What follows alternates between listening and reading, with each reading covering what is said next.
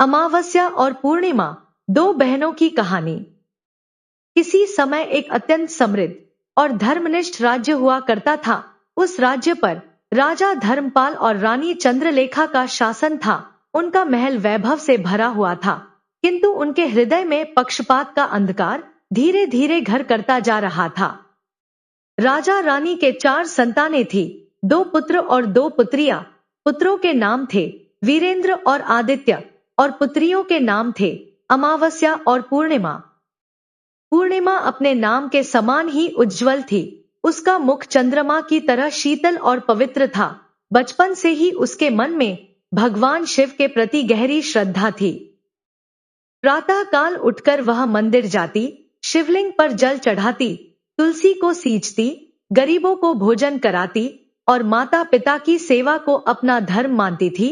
वह बिना थके पूरे घर का काम भी स्वयं करती और किसी से कभी कठोर वचन नहीं बोलती। वहीं दूसरी ओर अमावस्या अपने नाम की तरह अंधकारमयी स्वभाव की थी। उसे पूजा पाठ से चिढ़ थी। वह दिन भर श्रृंगार करती, दर्पण के सामने बैठी रहती, नौकरों पर चिल्लाती और भजन कीर्तन को व्यर्थ कहती। उसके लिए सुख और विलास ही जीवन का लक्ष्य थे। फिर भी पूर्णिमा का हृदय इतना विशाल था कि वह अपनी बहन से कभी द्वेष नहीं रखती थी। वह अमावस्या से सच्चा प्रेम करती थी, भले ही अमावस्या उसके स्वभाव को तुच्छ समझती हो। दुख की बात यह थी कि राजा और रानी स्वयं भी पूर्णिमा के साथ न्याय नहीं करते थे। वे अमावस्या और दोनों पुत्रों को अधिक स्नेह देते थे और पूर्णिमा को अनदेखा कर देते थे। पूर्णिमा सब कुछ सहकर भी मौन रहती थी।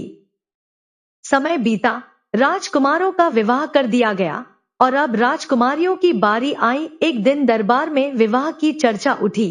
तब रानी चंद्रलेखा ने राजा से कहा, महाराज, पूर्णिमा साधारण स्वभाव की है।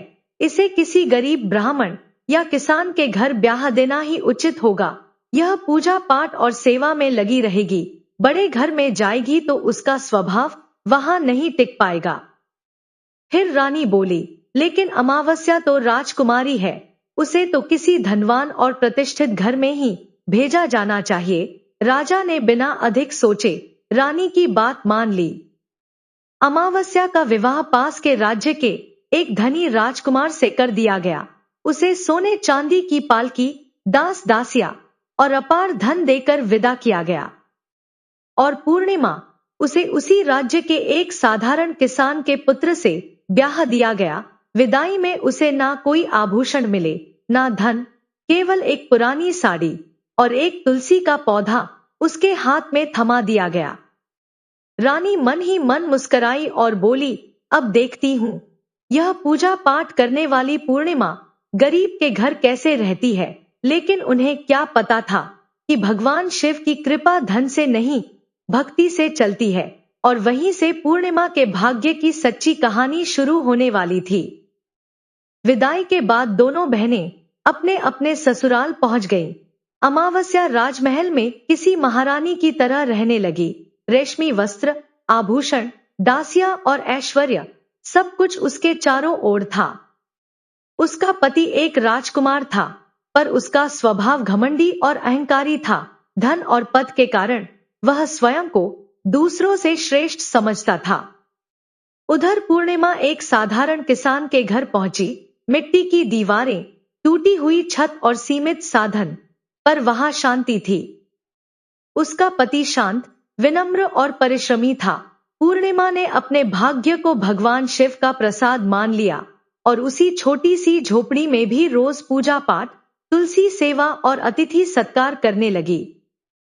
वह कभी अपने अभावों पर दुखी नहीं होती थी, क्योंकि उसे विश्वास था कि जहां भक्ति है वहां कमी नहीं रहती। कुछ दिन इसी तरह बीत गए। एक दिन अमावस्या ने अपने राजसी घर में भव्य शिव चालीसा का आयोजन करवाया। पूरे गांव की स्त्रियों को आमंत्रण भेजे गए। ढोल नगाड़े बजे, सजावट हुई, भोज की तैयारी हुई। लेकिन उसने जानबूझकर अपनी बहन पूर्णिमा को नहीं बुलाया। उसके मन में घृणा थी। वह गरीब किसान की पत्नी अब मेरी बहन कहलाने योग्य नहीं रही। उसे बुलाना मेरे मान सम्मान को गिराना होगा। उधर पूर्णिमा अपने घर के बाहर तुलसी को जल दे रही थी। तभी गांव की कुछ स्त्रियां वहां से गुजरी और बोली, अरे पूर्णिमा बहन, आज तुम्हारी बहन के घर शिव चालीसा का पाठ है, तुम नहीं जा रही हो? पूर्णिमा ने विनम्रता से कहा, नहीं बहनों, मेरी बहन ने मुझे नहीं बुलाया है। स्त्रियां बोली, अरे निमंत्रण ना भी दिया हो तो क्या हुआ, वह तुम्हारी बहन है, पूजा में तो अपने आप जाना ही चाहिए, चलो हमारे साथ। उनकी बात मानकर पूर्णिमा चल पड़ी। वह बिना किसी आभूषण के साधारण साड़ी में केवल अपने शिव विश्वास के साथ वहां पहुंची। जैसे ही अमावस्या की दृष्टि उस पर पड़ी, उसका चेहरा क्रोध से भर गया। वह तिरस्कार भरे स्वर में बोली, जब मैंने तुम्हें बुलाया ही नहीं था तो तुम यहाँ क्यों आई हो? अब जब आ ही गई हो तो चुपचाप एक कोने में बैठी रहो, किसी के सामने आने की जरूरत नहीं है। पूर्णिमा ने कोई उत्तर नहीं दिया, उसने बस मन ही मन भगवान शिव को स्मरण किया और एक कोने में शांत होकर बैठ गई। पर उसे क्या पता था कि जिसे वह अपमान समझ रही है, वही उसकी भक्ति की सबसे बड़ी परीक्षा बनने वाली है। और इसी सभा में भगवान शिव अपनी लीला प्रकट करने वाले हैं। अमावस्या ने सभा के बीच पूर्णिमा की ओर तिरस्कार भरी दृष्टि से देखा और कठोर स्वर में बोली, इधर उधर मत घूमो, आज तो तुमने मेरी इज्जत ही मिट्टी में मिला दी है। जरा अपने कपड़े देखो, इस हाल में तुम मेरे महल में आई हो। फिर वह रुक रुक कर पूर्णिमा की गरीबी का मजाक उड़ाने लगी। सभा में हंसी गूंजने लगी और हर हंसी पूर्णिमा के हृदय को चीरती चली गई। उसकी आंखों से आंसू बहने लगे। उसने मन ही मन भगवान शिव को पुकारा, हे भोलेनाथ, मेरा अपराध क्या है? पूजा करना, सेवा करना, परिश्रम करना, क्या यही मेरा दोष है? हे प्रभु, कब आप मेरी सुनेंगे? पूरी शिव चालीसा समाप्त हो गई, सबको प्रसाद बांटा गया, पर जानबूझकर पूर्णिमा को छोड़ दिया गया।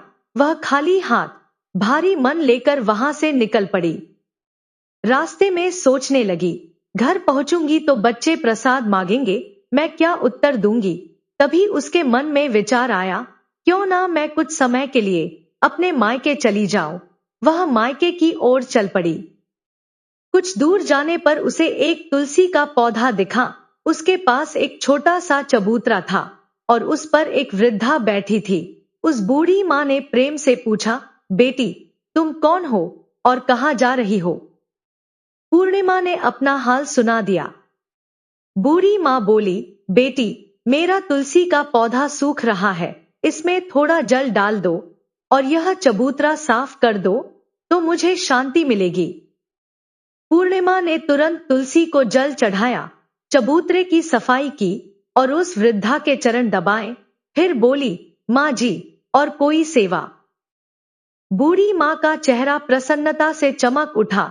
नहीं बेटी, तुमने बहुत किया है, भगवान तुम्हारा कल्याण करें। जब मायके से लौटो तो मुझसे मिलकर जरूर जाना। पूर्णिमा प्रणाम कर आगे बढ़ गई। थोड़ा आगे चलने पर उसे एक प्राचीन शिव मंदिर दिखाई दिया। वहां भी एक चबूतरे पर एक वृद्ध बाबा ध्यानमग्न बैठे थे।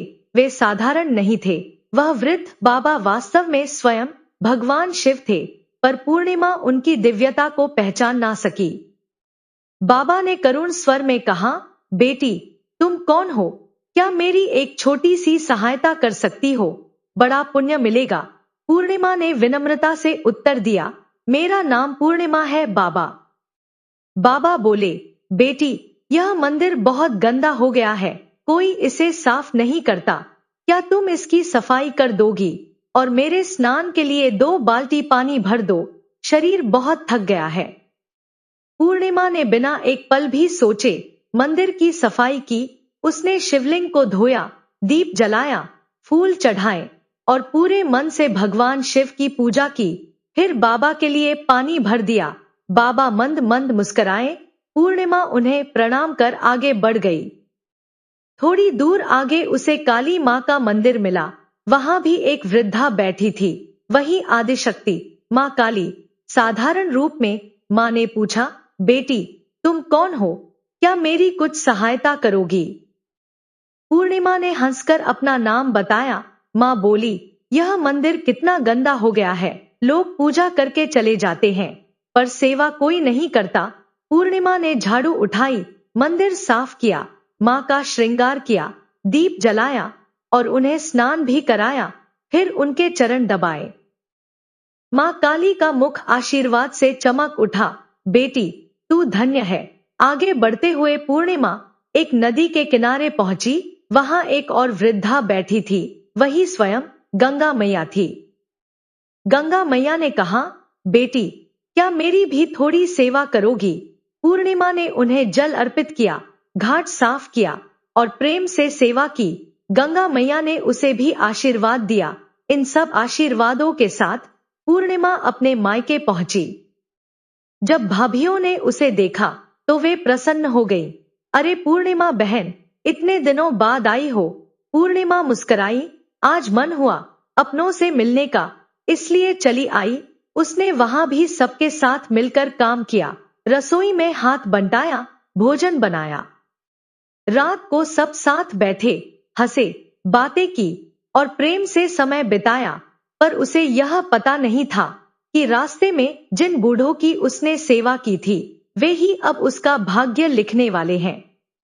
अगली सुबह जब पूर्णिमा अपने ससुराल लौटने को तैयार हुई तो उसकी भाभियों ने प्रेम से उसे विदा किया। एक भाभी ने उसे लाल साड़ी देते हुए कहा, बहन, इसे पहन लो, बहुत दिनों बाद आई हो, अब जल्दी जल्दी आया करना। पूर्णिमा ने लाल साड़ी पहनी, 16 श्रृंगार किया और एक भाभी ने उसे एक थैला भरकर खाने पीने और जरूरी सामान भी दे दिया। वह उन्हें प्रणाम कर अपने घर की ओर चल पड़ी। रास्ते में वही नदी आई जहां गंगा मैया वृद्धा के रूप में बैठी थी। उन्होंने मुस्कुराकर पूछा, बेटी, मायके से क्या लाई हो? पूर्णिमा ने अपना थैला दिखाया। माँ, भाभियों ने कुछ सामान दिया है। गंगा मैया ने भी एक भारी थैला निकालकर उसे दिया और बोली, यह मेरी ओर से भेंट है, पर इसे रास्ते में मत खोलना, सीधे घर जाकर ही खोलना। आगे बढ़ते ही काली माँ का मंदिर मिला। माँ ने भी उसे एक थैला दिया। फिर शिव मंदिर आया, वहां बाबा के रूप में बैठे स्वयं भगवान शिव ने उसे एक और थैला दिया। थोड़ी दूर पर तुलसी माँ मिली, उन्होंने भी एक थैला उसके हाथ में रख दिया। अब पूर्णिमा के पास 5 थैले थे। जब वह घर पहुंची तो उसने एक एक कर सब थैले खोले। पहले में उत्तम भोजन और वस्त्र थे, दूसरे में सोने चांदी के आभूषण, तीसरे में धन संपत्ति, चौथे में अनाज से भरा भंडार और पांचवे में बहुमूल्य रेशमी वस्त्र। अब उसके घर में किसी वस्तु की कमी नहीं रही, पर उसका स्वभाव वैसा ही विनम्र और भक्तिपूर्ण रहा। कुछ दिनों बाद पूर्णिमा ने भी शिव चालीसा का आयोजन किया और पूरे गांव को बुलाया।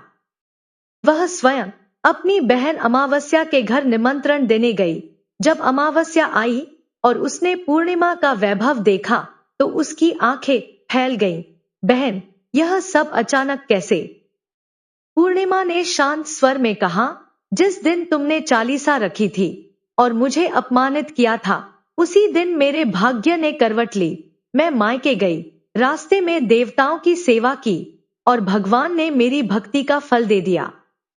अमावस्या के मन में ईर्ष्या जलने लगी। वह तीखे स्वर में बोली, अच्छा, तो यही रहस्य है।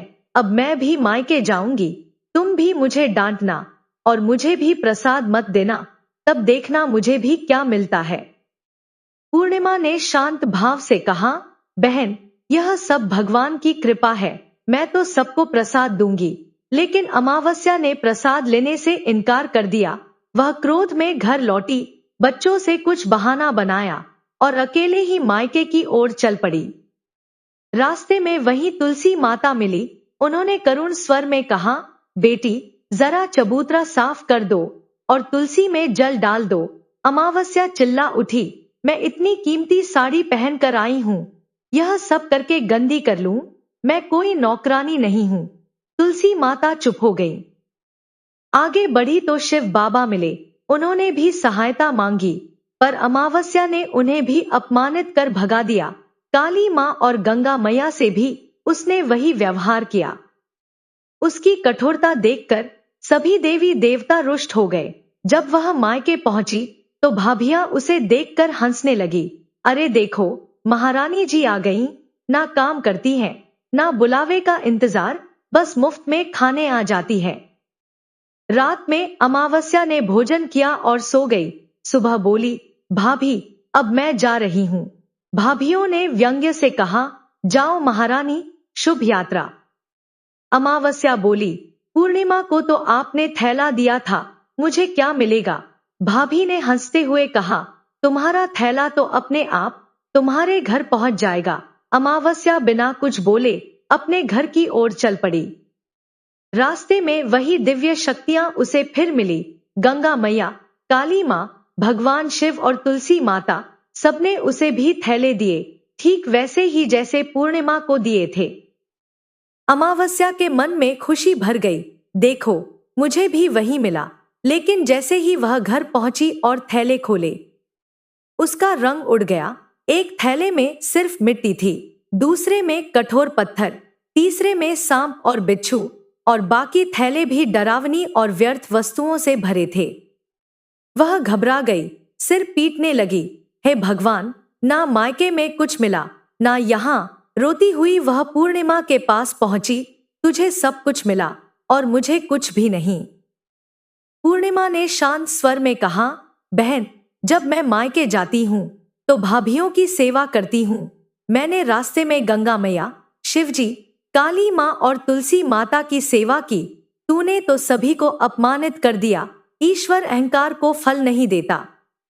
अमावस्या फूट फूट कर रो पड़ी।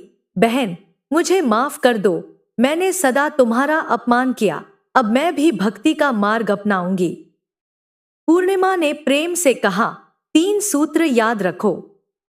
पहला, हर प्राणी पर दया करो। दूसरा, प्रतिदिन शिव चालीसा पढ़ो। तीसरा, 108 बार ओम नमः शिवाय का जाप करो। यही सच्चा प्रसाद है। अमावस्या ने इन्हें हृदय से स्वीकार कर लिया। उसने अहंकार त्याग दिया और सच्ची भक्ति शुरू कर दी। धीरे धीरे उसके जीवन में भी शांति और सुख लौटने लगा। दोस्तों, जो विनम्रता और सेवा के साथ भक्ति करता है वही ईश्वर की कृपा पाता है।